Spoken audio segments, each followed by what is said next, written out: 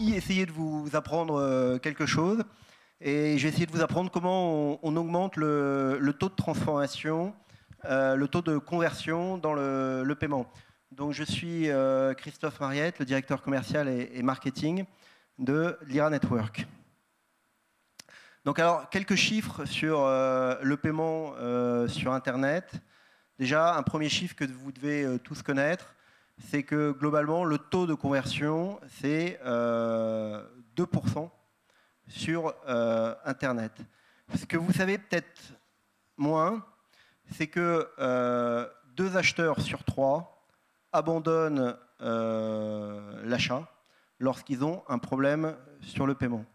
Donc c'est un peu dommage quand vous avez fait beaucoup d'efforts dans l'entonnoir et que à la fin, c'est-à-dire que là où tous les efforts normalement devraient amener la récompense au niveau paiement, que le paiement soit source d'abandon de panier. Et on voit qu'on a beaucoup de marge, puisque dans le commerce physique, là où on est aussi, le taux de conversion, il est de 50%. Donc avec ces 3 chiffres, on voit que le paiement, d'une part, a un impact très fort sur le taux de conversion, et deuxièmement, que on a vraiment une progression forte possible sur ce taux. D'où l'intérêt, en étant une plateforme de paiement, de focaliser son attention là-dessus pour augmenter le taux de conversion des marchands. Alors, qui on est ? Je vais juste vous présenter quelques chiffres. Donc PZN, déjà, c'est la plateforme de paiement de Lyra Network. Lyra Network, c'est dans le monde 5 milliards de paiements qui passent par Lyra Network. Si on veut faire parler de nous, on est sûr de faire la une du journal de TF1 si on s'arrête de fonctionner pendant un quart d'heure. Alors c'est peut-être pas le meilleur moyen pour avoir de la notoriété, mais si on veut en gagner rapidement, voilà, si on arrête notre service pendant un quart d'heure, il y a la moitié des paiements en France qui passent plus. Donc on connecte à la fois les terminaux de paiement, c'est-à-dire qu'il y a 6000 terminaux de paiement qui sont connectés à travers nos services, c'est-à-dire à peu près un terminal de paiement sur 2, et 25 000 sites e-commerce. Ça, c'est pour la France, et on a des filiales sur 4 continents, et on s'est attaqué à des pays assez importants comme l'Inde, le Brésil et d'autres. Voilà pour PZN. Et aujourd'hui, on fait 53 millions d'euros de chiffre juste sur le paiement. Revenons donc sur la plateforme de paiement et comment augmenter son taux de conversion. Walter, si tu veux intervenir, me couper, n'hésite pas. Walter utilise notre plateforme et j'ai trouvé que c'était intéressant que lui aussi donne son retour d'expérience sur la partie paiement. La première chose qui est très importante, c'est d'avoir une plateforme qui est fiable. Alors, pour qu'elle soit fiable, il faut qu'elle soit sûre. Aujourd'hui, la sécurité, c'est vraiment l'enjeu majeur du paiement sur Internet. Pourquoi ? Parce que la fraude y est 50 fois plus importante que dans le paiement physique. Donc aujourd'hui, tous les radars sont sur la fraude, sur le paiement sur Internet. Bruno Delage, hier, aux 30 ans du GE Carte Bancaire, le rappelait, comme quoi, aujourd'hui, il fallait absolument faire diminuer ce taux de fraude pour que le paiement dématérialisé soit encore considéré comme quelque chose de sûr. Donc en tant qu'e-commerçant, déjà, il faut que vous vérifiez que la plateforme de paiement que vous prenez, elle ait tous les agréments qu'il faut, c'est-à-dire les agréments PCI DSS, Visa, Mastercard, et aussi Carte Bancaire a lancé un nouvel agrément. Normalement, on devrait être les premiers à l'avoir pour s'assurer vraiment que c'est fiable. La deuxième, c'est pas des moindres, c'est la performance. C'est-à-dire que faire quelques paiements, c'est simple. Par contre, gérer des milliards de paiements, C'est compliqué, c'est des données qui sont sensibles, c'est des données temps réel, 24 heures sur 24, 7 jours sur 7. Aujourd'hui, on voit apparaître beaucoup de nouveaux acteurs dans le domaine du paiement. Tant qu'ils ne sont pas sous charge, ça tient. Mais si un jour ils arrivent sous charge, il y a de fortes chances que leur plateforme ait des difficultés. Et aujourd'hui, des gens qui font des milliards de paiements dans le monde, en fait, ils sont assez peu nombreux. Et la troisième chose, c'est d'avoir la transparence. Si un paiement ne fonctionne pas, il faut que vous sachiez directement pourquoi il n'a pas fonctionné pour pouvoir prendre les bonnes actions qui sont derrière, pour essayer de récupérer évidemment l'internaute qui essaye de payer sur le site du marchand. Alors comment on fait pour que justement ce paiement arrive bien? La première chose, c'est de fluidifier le parcours client. Ça, c'est depuis le début jusqu'à la fin, mais sur le paiement, c'est vraiment important. Quand on a commencé sur le paiement sur Internet, il y a 4-5 ans, en fait, le groupe Banque Populaire Caisse d'Épargne est venu nous trouver. Ils nous ont dit, ben voilà, on utilise des plateformes de paiement. Ils en utilisaient 2 à l'époque. Mais ils disaient, franchement, tout ce qui est site Internet, c'est moderne, etc. Mais alors, quand on arrive sur le paiement, on arrive sur un truc qui ressemble à rien. On a un ticket de paiement qui est une imitation d'un ticket de TPE. Et en fait, ils nous ont demandé, depuis une plage blanche, de moderniser tout ça. Donc on a regardé ce qui se faisait, on a interrogé un grand nombre d'e-commerçants, on a pris leurs demandes et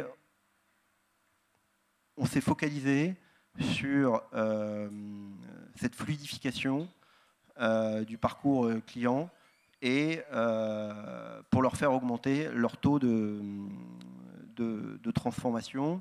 Et je pense qu'on est parti dans la bonne direction parce qu'aujourd'hui on voit qu'il y a d'autres acteurs qui reprennent le même discours que nous.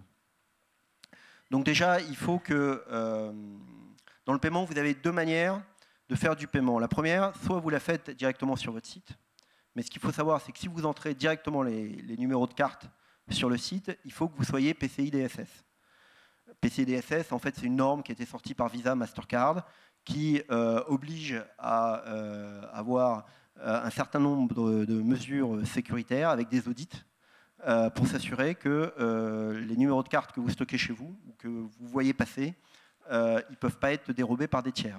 Et en fait, c'est extrêmement contraignant.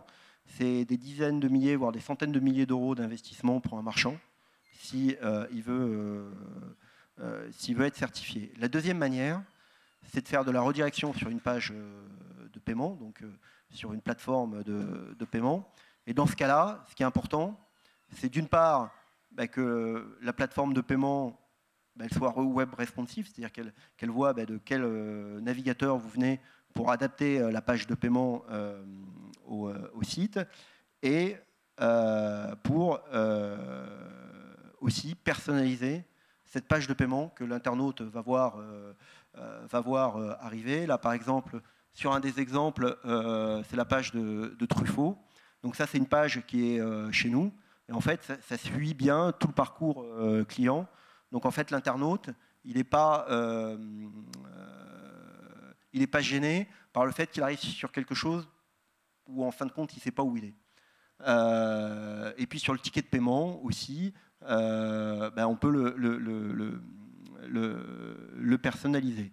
En fait, on a fait des essais, on a fait de l'A/B testing avec, sur un de nos clients qui utilisait une page de paiement qui n'était pas personnalisée.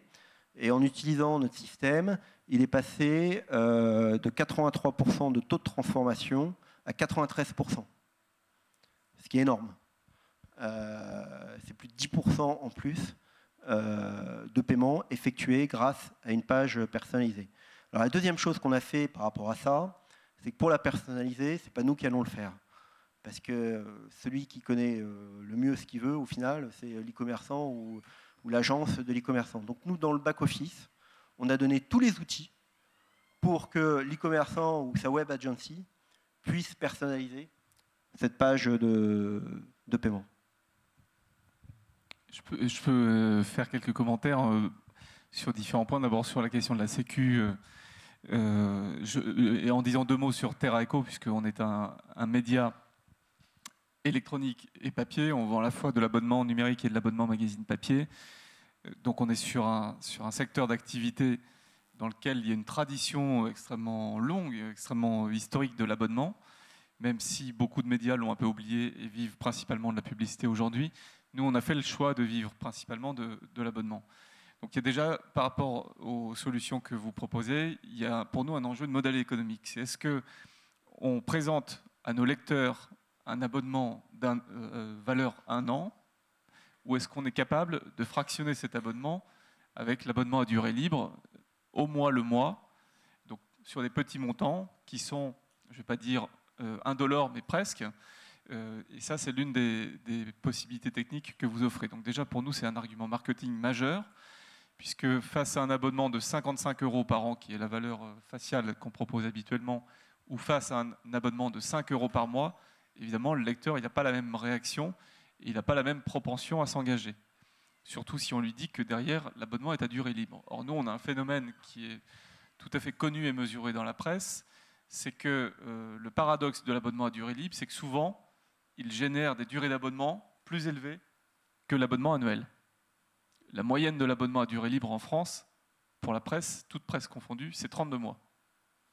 Or, moi, comme éditeur, si je facture de l'abonnement année après année, j'ai l'impression de... Alors, j'y gagne en trésorerie, puisque je touche plus d'argent immédiatement, certes.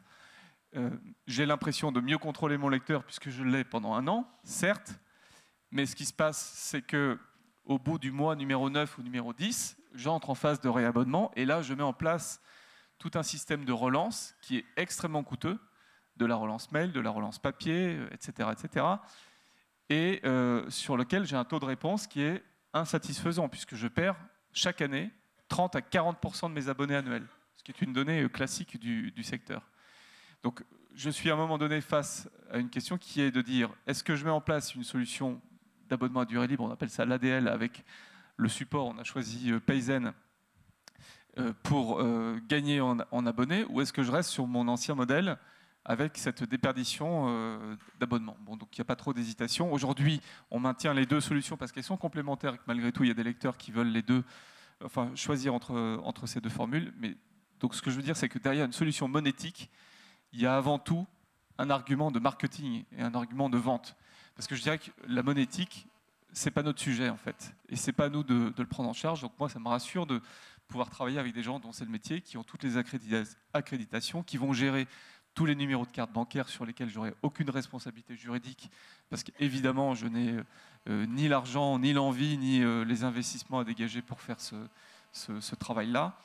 Donc, tant sur la question de la sécurité que sur la question de la fluidité, et surtout, ce qui me concerne, que la question de mon marketing-vente éditoriale, il est évident que j'ai besoin de m'appuyer sur une solution fiable. Après, pourquoi est-ce qu'on vous a choisi, vous, plus que d'autres? Il y a aussi d'autres questions qui entrent en ligne de compte. On a perçu, je le dis sans flagornerie chez vous, une propension à l'accompagnement qui est fondamentale quand on découvre, puisque nous, on passait quand même d'un système de paiement qu'on maîtrisait à peu près à un autre, qu'on connaissait beaucoup moins. Donc, on a eu des équipes extrêmement patientes et vigilantes à nos problématiques. Et voilà, on vient tout juste de démarrer, hein, c'est en ligne depuis 2 à 3 mois chez nous. En fait, ce qu'on observe d'ailleurs, c'est assez intéressant, c'est que ça n'a pas phagocyté notre flux d'abonnements annuel, pardon. Ça y a plutôt ajouté une nouvelle couche d'abonnés. Bon, ben voilà, le taux de transformation, le taux de conversion est augmenté quelque part. Voilà, alors je ne peux pas encore le mesurer, donc je n'ai pas de chiffres à vous donner. Notre retour est trop faible.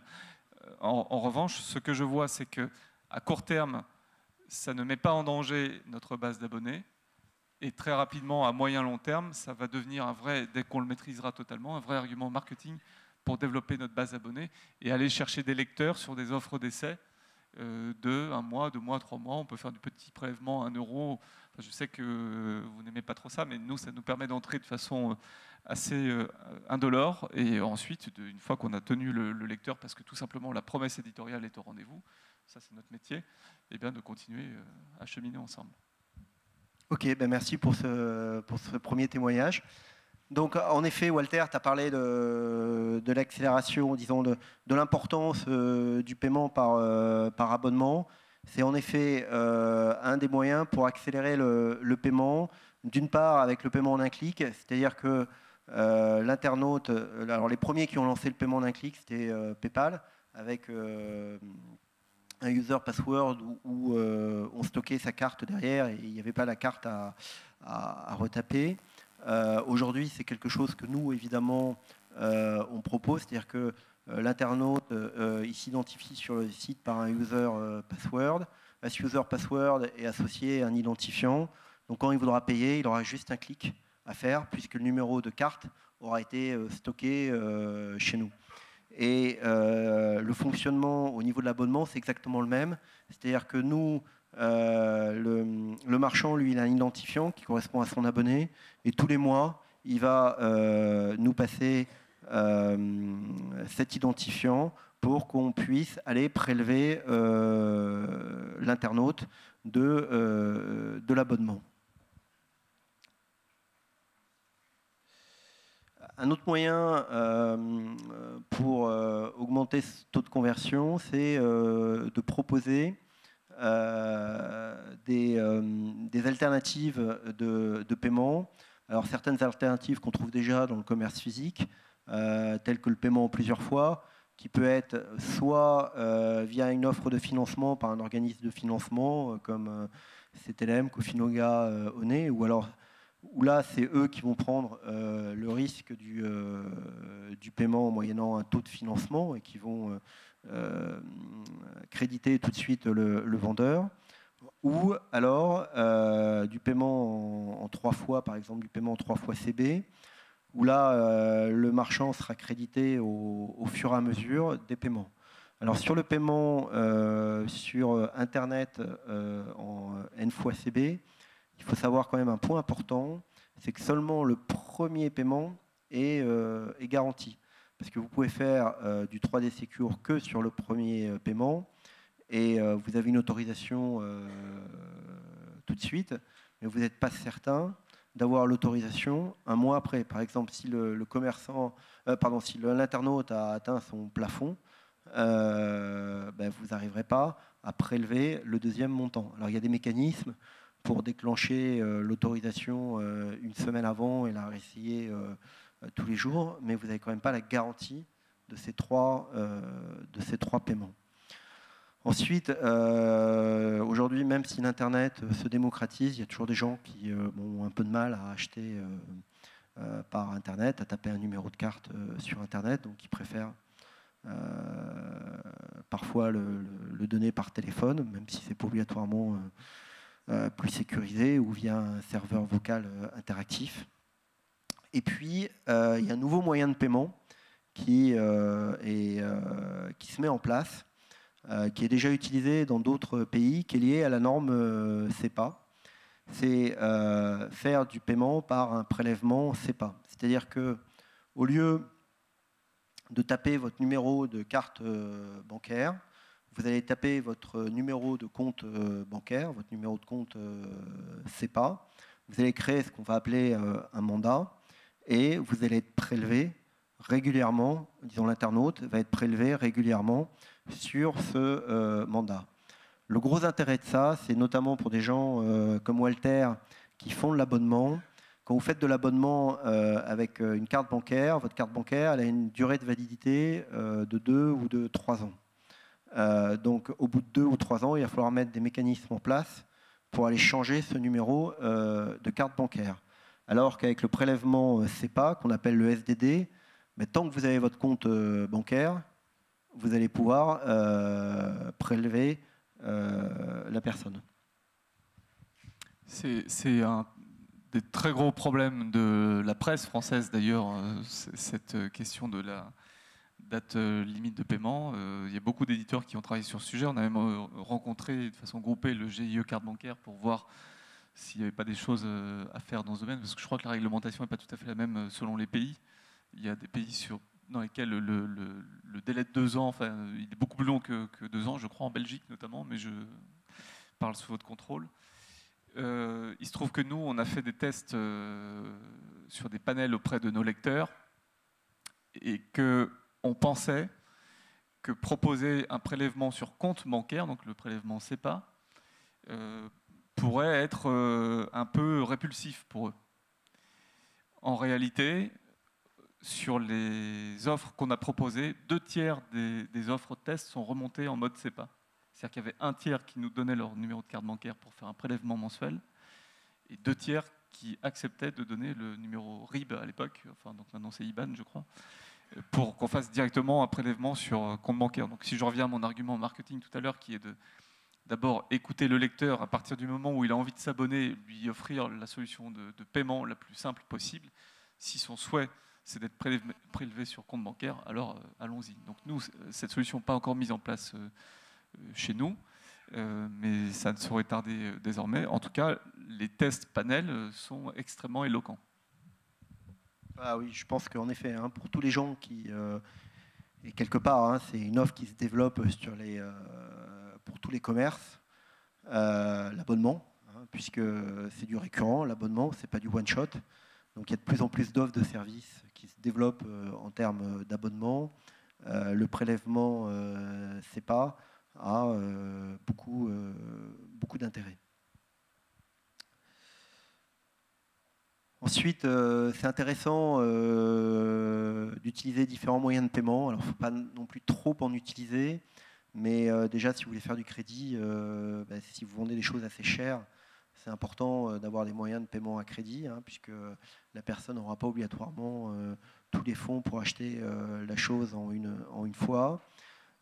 Si vous voulez aller à l'étranger, il faut savoir que le paiement, c'est quelque chose qui n'est absolument pas unifié dans le monde, et encore moins, ou pas du tout non plus en Europe.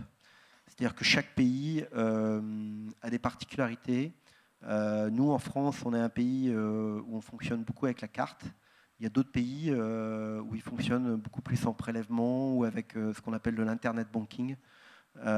Donc c'est bien d'avoir pour chaque pays au moins un moyen de paiement local. Parce que sinon, vous allez vous fermer beaucoup d'acheteurs. Donc je ne sais pas, par exemple en Allemagne, ça peut être Sofort, en Hollande, ça peut être Ideal, en Belgique, Mr Cash, etc. Donc c'est important quand même, si vous voulez vendre à l'étranger, d'avoir des moyens au moins un moyen de paiement locaux. Après, ça ne sert à rien d'en avoir des centaines non plus. Oui, et aussi, si vous allez dans certains pays, il faut savoir que nous, en France, on a un scheme qui s'appelle carte bancaire. Aujourd'hui, en Europe, la plupart des pays ont leur propre scheme, mais derrière lequel il y a Visa, Mastercard. Mais vous avez des schemes qui sont des schemes eux-mêmes partout dans le monde. C'est le cas au Japon et en Inde avec Rupee, par exemple. Ensuite, s'il y a un problème, c'est important de pouvoir réagir en temps réel afin de ne pas perdre votre acheteur. Donc la première chose, c'est de pouvoir lui proposer un moyen de paiement alternatif. Typiquement, par exemple, vous voulez acheter quelque chose, vous avez atteint votre plafond, vous n'êtes pas un fraudeur, vous avez juste atteint votre plafond carte bancaire, vous avez peut-être une deuxième carte. Donc là, c'est important de proposer un autre paiement. Après, il ne faut pas le faire de façon infinie, parce que très rapidement, les fraudeurs vont s'apercevoir que vous ne contrôlez pas le nombre de paiements. Donc en fait, ils vont s'en servir pour tester les cartes qui passent et les cartes qui ne passent pas, parce que c'est plus rapide de réessayer les cartes plutôt que de refaire un panier pour repayer. Ensuite, alors là, on ne voit pas beaucoup, je suis désolé, mais ce qui est intéressant sur ce slide, c'est de voir que c'est important d'avoir un centre de notification qui, sur chaque type d'événement, va pouvoir déclencher chez le marchand un mail, un SMS, invoquer une URL, invoquer un web service. Pour que, en clarifiant bien l'événement, en le spécifiant, que vous puissiez faire une action spécifique. Typiquement, vous avez un paiement refusé parce que ça fait la 3e tentative d'un paiement à 1 €. Vous n'allez pas déclencher la même action que si c'est un paiement à 1 000 € qui est refusé. Dans le premier cas, ça peut être quelqu'un qui teste des cartes, un fraudeur. Dans le deuxième cas, ça peut être quelqu'un qui n'a pas atteint son plafond, qui n'a pas été jusqu'au 3D Secure. Donc là, ça vaut peut-être le coup que vous le rappeliez, que vous déclenchiez, ou que vous lui envoyiez un mail avec la page de paiement pour qu'il puisse racheter plus tard cet objet. Donc ça, c'est un outil qui, pour les gens qui l'utilisent, est extrêmement fin et leur permet de récupérer, s'ils l'utilisent bien, beaucoup de ventes. Ensuite, une fois que vous avez un client, c'est intéressant de pouvoir le fidéliser. C'est-à-dire que si vous avez un client, globalement, quand vous allez lui envoyer des mails, il a beaucoup de chances de les ouvrir. Donc vous pouvez vous servir aussi d'envoyer des mails avec directement un lien pour arriver sur la page de paiement. Par exemple, vous faites une promotion. Et voilà, si le client veut la promotion, vous allez mettre un lien directement pour arriver sur la page de paiement, voire même un SMS. Vous pouvez vous en servir aussi, par exemple, pour quelqu'un qui n'a pas payé, vous lui renvoyez un mail avec le lien sur la page de paiement. Aussi, si vous faites une enseigne d'une certaine importance, c'est bien de mettre des cartes cadeaux en place. Alors, si vous mettez des cartes cadeaux en place, il faut que vous puissiez mettre du paiement fractionné, parce que très souvent, le montant de l'achat ne va pas être couvert par la carte cadeau. Donc, il va falloir que vous fassiez un paiement complémentaire, par exemple, en carte. Et ça, c'est important que la plateforme vous permette de faire un paiement par complément. On s'est aperçu que les mails qui étaient le plus ouverts par les internautes, c'était le ticket de paiement. Jusqu'à présent, personne n'avait fait quelque chose sur le ticket de paiement en termes de retargeting. Parce que quand vous payez, vous voulez avoir sûr la preuve que le paiement il a bien été effectué. Jusqu'à présent, autant on faisait plein de trucs au niveau du retargeting sur tout un tas de mails, sur tout un tas de choses, mais le ticket de paiement, on s'en était jamais servi pour faire du complément d'achat, etc. Donc nous, on a travaillé sur le ticket de paiement pour offrir à nos commerçants la possibilité de pousser d'autres produits. Alors, c'est typiquement ce qu'on voit dans le panier, où on vous propose d'autres produits. Mais une fois que vous avez acheté, en plus, si vous avez été enregistré, quelques minutes plus tard ou quelques heures plus tard, si vous arrivez à proposer les bons produits, vous avez une chance non négligeable d'augmenter le panier. Et ça ne va pas obligatoirement coûter plus cher à l'internaute, parce que ce sera dans la même livraison. Ils sont plus chers en termes de frais de livraison. Évidemment, s'il achète quelque chose de plus, ce sera plus cher. Voilà. Juste une question là-dessus. Il doit quand même ressaisir ses coordonnées bancaires, ou ça peut augmenter le panier?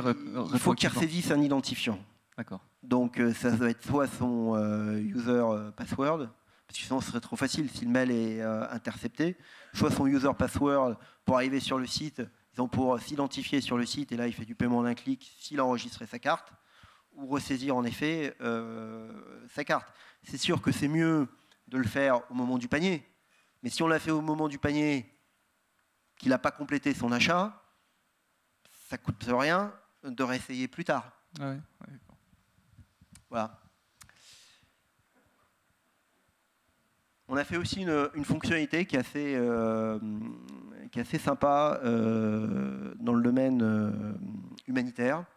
C'est qu'on permet à des marchands de s'associer avec l'organisation caritative de leur choix pour faire ce qu'on appelle l'arrondi en ligne. C'est-à-dire que le marchand va choisir l'association avec laquelle il veut travailler. Donc là, sur l'exemple qu'on voit, c'est Allo Resto avec Action contre la faim. Quand vous allez arriver sur la page de paiement, on va vous proposer d'arrondir le panier. Par exemple, vous avez acheté pour 39 € de pizza, ben on va vous proposer d'arrondir à 40 et de donner 1 € pour, ou 40, 50, 100, c'est vous qui choisissez avec le curseur ce que vous voulez donner. Et là aussi, c'est très important, comme dans le paiement, de maintenir cette notion de confiance. Et là, donc LOSO, en fait, eux, va s'occuper d'envoyer le relevé CERFA, c'est-à-dire le relevé fiscal, pour pouvoir faire une déduction sur les revenus par rapport à cet achat. Donc déjà, le premier intérêt, c'est que ça va coûter entre 75% et 66% moins cher pour l'internaute par rapport à la valeur qu'il a réellement donnée.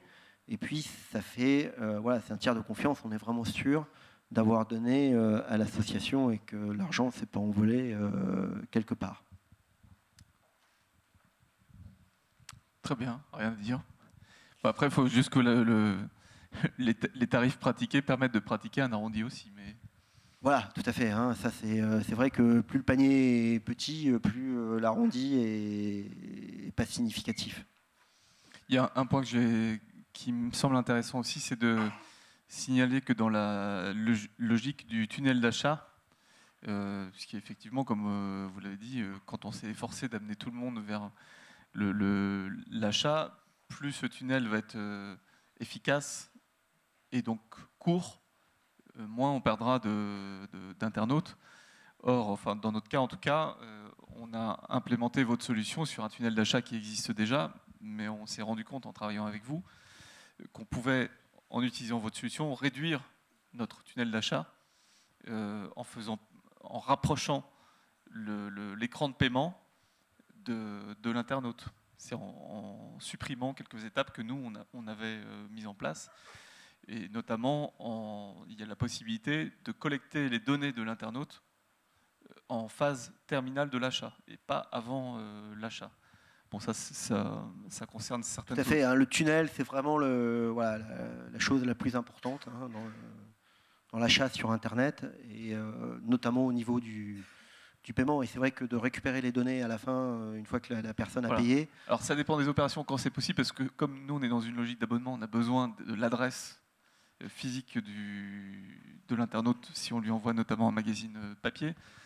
Il y a aussi des enjeux comptables derrière, donc il faut que tout ça puisse s'interfacer. Mais enfin, en tout cas, cette possibilité est extrêmement intéressante, ainsi que vous l'avez souligné, la dimension immédiatement responsive de votre solution, qui fait que nous, on n'a pas à s'en occuper. On branche le truc, ça fonctionne directement. On est sur un smartphone, sur un ordi ou sur une tablette, peu importe.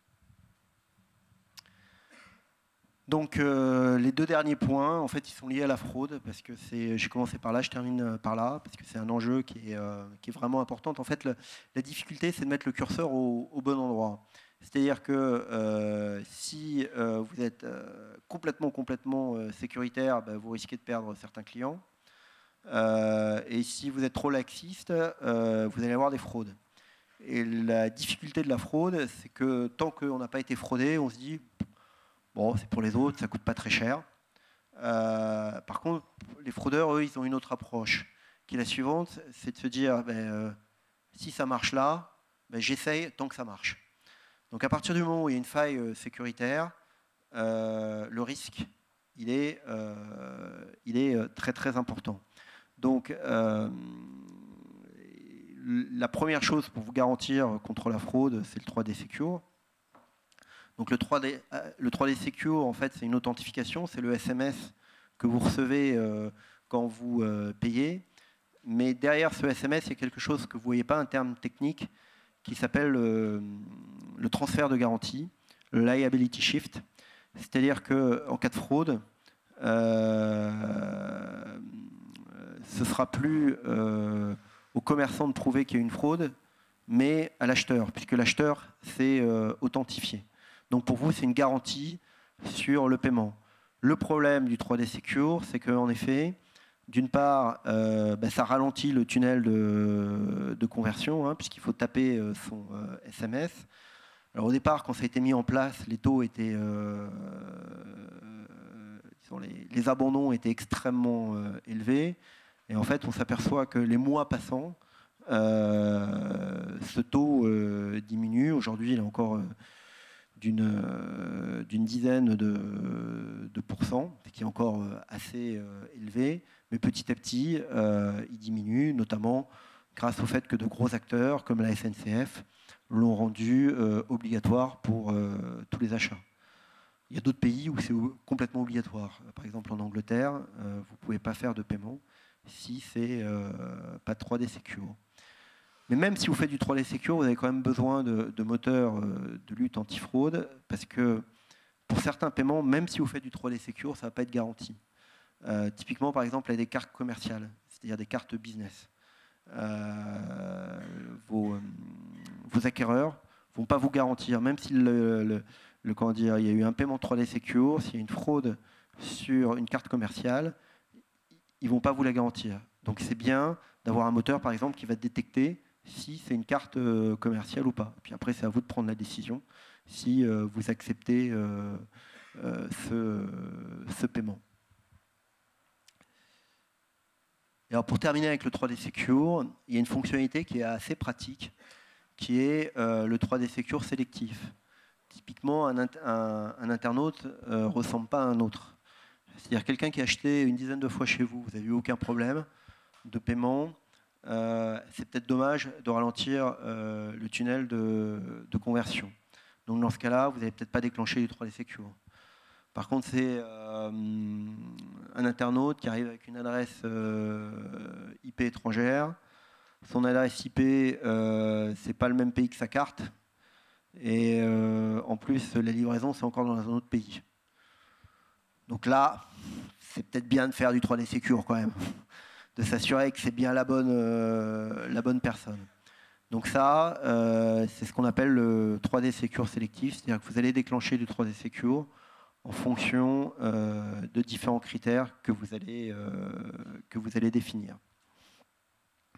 Aujourd'hui, la sécurité de toute façon est quelque chose qui va évoluer. Et beaucoup d'acteurs réfléchissent à un nouveau système d'authentification, par exemple pour empreinte digitale.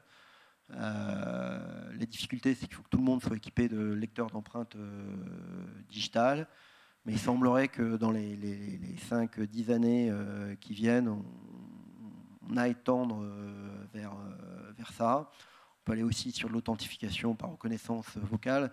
Il y a des champs aujourd'hui qui sont importants. Il y a des acteurs aussi qui travaillent sur du scoring de façon fine de transactions. Voilà.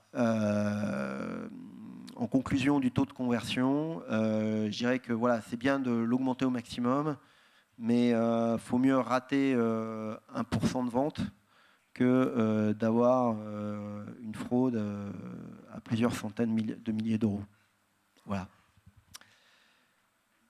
Une petite liste voilà, des clients qui nous font confiance. Si voilà, vous voulez des renseignements sur le paiement au sens large, n'hésitez pas à me contacter. Il y a aussi Angélique et Julie qui sont dans la salle, qui seront à la sortie, qui vous feront un plaisir de vous renseigner. Mais bon, vous avez peut-être quelques questions avant à Walter ou à moi, donc n'hésitez pas. Des questions ?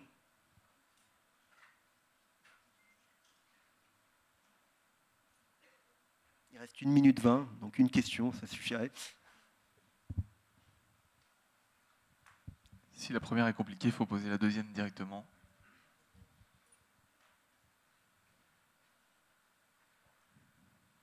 Bon, écoutez... C'était limpide, hein ? Ouais, c'était rapide.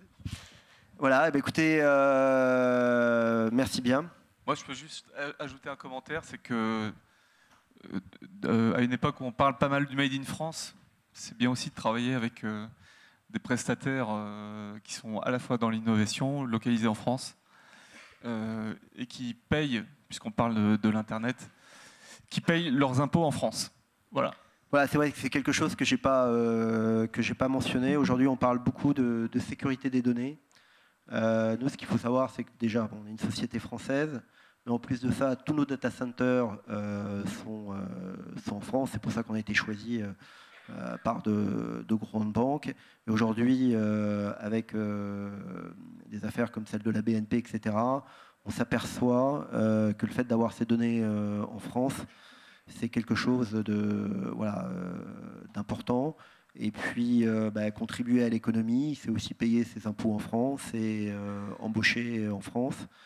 Et par exemple, on est en Inde, mais en Inde, contrairement à beaucoup de sociétés, aujourd'hui, tous les développements, on les fait encore en France parce qu'on est très en avance au niveau sur certaines technologies et on préfère en faire profiter nos ingénieurs. Voilà.